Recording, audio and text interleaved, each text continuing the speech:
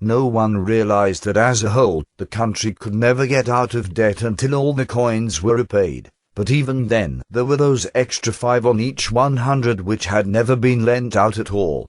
No one but Fabian could see that it was impossible to pay the interest. The extra money had never been issued, therefore someone had to miss out. It was true that Fabian spent some coins, but he couldn't possibly spend anything like 5% of the total economy on himself. There were thousands of people and Fabian was only one. Besides, he was still a goldsmith making a comfortable living. At the back of his shop Fabian had a strong room and people found it convenient to leave some of their coins with him for safekeeping. He charged a small fee depending on the amount of money and the time it was left with him. He would give the owner receipts for the deposit. When a person went shopping, he did not normally carry a lot of gold coins. He would give the shopkeeper one of the receipts to the value of the goods he wanted to buy. Shopkeepers recognized the receipt as being genuine and accepted it with the idea of taking it to Fabian and collecting the appropriate amount in coins. The receipts passed from hand to hand instead of the gold itself being transferred. The people had great faith in the receipts, they accepted them as being as good as coins. Before long, Fabian noticed that it was quite unusual for anyone to actually call for their gold coins. He thought to himself, "Here I am in possession of all this gold, and I am still a hard-working craftsman. It doesn't make sense. Why, there are dozens of people who would be glad to pay me interest for the use of this gold which is lying here and rarely called for. It is true, the gold is not mine, but it is in my possession, which is all that matters. I hardly need to make any coins at all. I can use some of the coins stored in the vault." At first he was very cautious, only loaning a few at a time, and then only on tremendous security. But gradually he became bolder, and larger amounts were loaned. One day a large loan was requested. Fabian suggested, "Instead of carrying all these coins, we can make a deposit in your name, and then I shall give you several receipts to the value of the coins." The borrower agreed, and off he went with a bunch of receipts. He had obtained a loan, yet the gold remained in the strong room.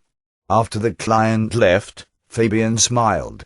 He could have his cake and eat it too.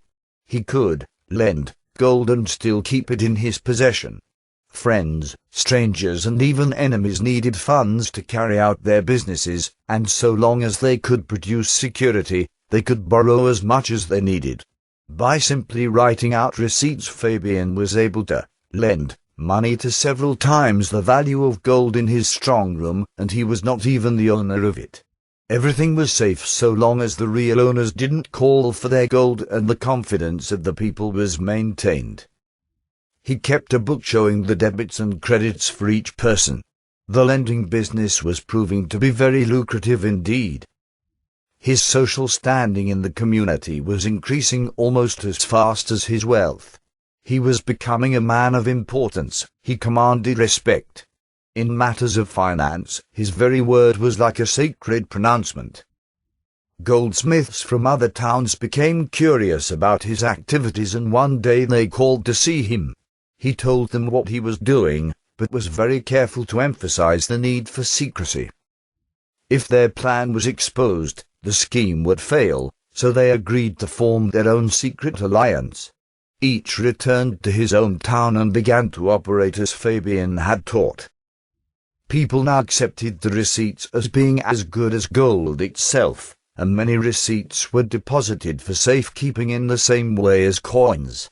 When a merchant wished to pay another for goods, he simply wrote a short note instructing Fabian to transfer money from his account to that of the second merchant. It took Fabian only a few minutes to adjust the figures. This new system became very popular, and the instruction notes were called checks. Late one night, the goldsmiths had another secret meeting and Fabian revealed a new plan. The next day they called a meeting with all the governors, and Fabian began. "The receipts we issue have become very popular. No doubt most of you governors are using them, and you find them very convenient." They nodded in agreement and wondered what the problem was. "Well," he continued, Some receipts are being copied by counterfeiters. This practice must be stopped. The governors became alarmed. What can we do?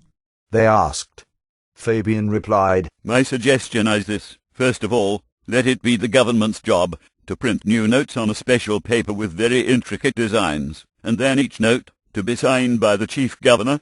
We goldsmiths will be happy to pay the printing costs, as it will save us a lot of time writing out receipts. The governors reasoned. Well, it is our job to protect the people against counterfeiters, and the advice certainly seems like a good idea. So they agreed to print the notes. Secondly, Fabian said, some people have gone prospecting and are making their own gold coins. I suggest that you pass a law so that any person who finds gold nuggets must hand them in. Of course, they will be reimbursed with notes and coins. The idea sounded good, and without too much thought about it, they printed a large number of crisp new notes. Each note had a value printed on it, $1, $2, $5, $10, etc. The small printing costs were paid by the goldsmiths.